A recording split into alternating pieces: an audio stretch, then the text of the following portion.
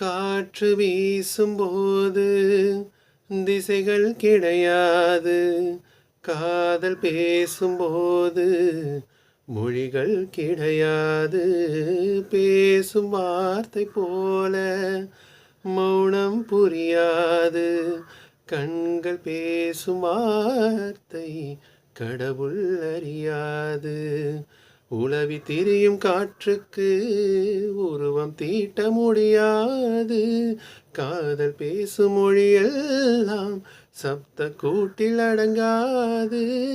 இயற்கையின் மொழிகள் புரிந்துவிடு, மனிதரின் மொழிகள் தேவையில்லை. இதயத்தின் மொழிகள் புரிந்துவிடு, மனிதர்க்கு மொழியே தேவையில்லை. காற்றின் மொழி ஒலியா